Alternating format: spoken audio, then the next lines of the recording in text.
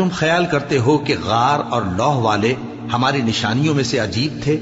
جب وہ نوجوان غار میں جا رہے تو کہنے لگے کہ اے ہمارے پروردگار، ہم پر اپنے ہاں سے رحمت نازل فرما اور ہمارے کام میں درستی کے سامان مہیا کر۔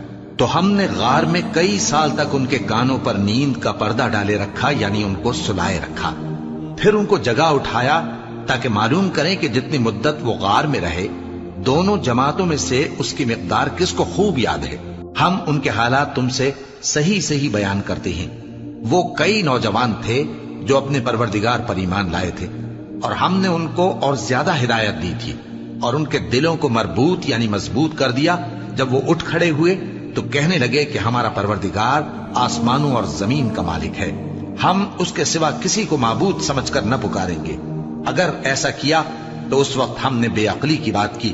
ان ہماری قوم کے لوگوں نے اس کے سوا اور معبود بنا رکھے ہیں، بھلا یہ ان کے معبود ہونے پر کوئی کھلی دلیل کیوں نہیں لاتے؟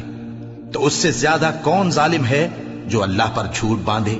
اور جب تم نے ان مشرکوں سے اور جن کی یہ اللہ کے سوا عبادت کرتے ہیں ان سے کنارہ کر لیا ہے تو غار میں چل رہو، تمہارا پروردگار تمہارے لیے اپنی رحمت وسیع کر دے گا اور تمہارے کاموں میں آسانی کے سامان مہیا کرے گا۔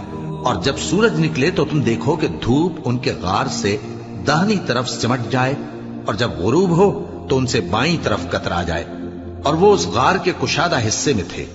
یہ اللہ کی نشانیوں میں سے ہیں، جس کو اللہ ہدایت دے وہ ہدایت یاب ہے، اور جس کو گمراہ رہنے دے تو تم اس کے لیے کوئی دوست راہ بتانے والا نہ پاؤ گے۔ اور تم ان کے متعلق خیال کرو کہ وہ جاگ رہے ہیں حالانکہ وہ سوتے ہیں، اور ہم ان کو دائیں اور بائیں کروٹ بدلاتے تھے، اور ان کا کتا چوکھٹ پر دونوں ہاتھ پھیلائے ہوئے تھا۔ اگر تم ان کو جھانک کر دیکھتے تو پیٹ پھیر کر بھاگ جاتے اور ان سے دہشت میں آ جاتے۔ اور اسی طرح ہم نے ان کو اٹھایا تاکہ آپس میں ایک دوسرے سے دریافت کریں۔ ایک کہنے والے نے کہا کہ تم یہاں کتنی مدت رہے؟ انہوں نے کہا کہ 1 دن یا اس سے بھی کم۔ انہوں نے کہا کہ جتنی مدت تم رہے ہو تمہارا پروردگار ہی اس کو خوب جانتا ہے، تو اپنے میں سے کسی کو یہ روپیہ دے کر شہر بھیجو، وہ دیکھے کہ نفیس کھانا کون سا ہے تو اس میں سے کھانا لے آئے، اور احتیاط سے آئے جائے اور تمہارا حال کسی کو نہ بتائے۔ اگر وہ تم پر دسترس پا لیں گے تو تمہیں سنسار کر دیں گے یا پھر اپنے مذہب میں داخل کر لیں گے، اور اس وقت تم کبھی فلاح نہیں پاؤ گے۔ اور اسی طرح ہم نے لوگوں کو ان کے حال سے خبردار کر دیا تاکہ وہ جانیں کہ اللہ کا وعدہ سچا ہے، اور یہ کہ قیامت جس کا وعدہ کیا جاتا ہے اس میں کچھ شک نہیں۔ اس وقت لوگ ان کے بارے میں باہم جھگڑنے لگے اور کہنے لگے کہ ان کے غار پر عمارت بنا دو۔ ان کا پروردگار ان کے حال سے خوب واقف ہے۔ جو لوگ ان کے معاملے میں غلبہ رکھتے تھے وہ کہنے لگے کہ ہم ان کے غار پر مسجد بنائیں گے۔ بعض لوگ اٹکل پچو کہیں گے کہ وہ 3 تھے اور چوتھا ان کا کتا تھا، اور بعض کہیں گے کہ وہ 5 تھے اور چھٹا ان کا کتا تھا، اور بعض کہیں گے کہ وہ 7 تھے اور 8واں ان کا کتا تھا۔ کہہ دو کہ میرا پروردگار ہی ان کے شمار سے خوب واقف ہے، ان کو جانتے بھی ہیں تو تھوڑے ہی لوگ جانتے ہیں۔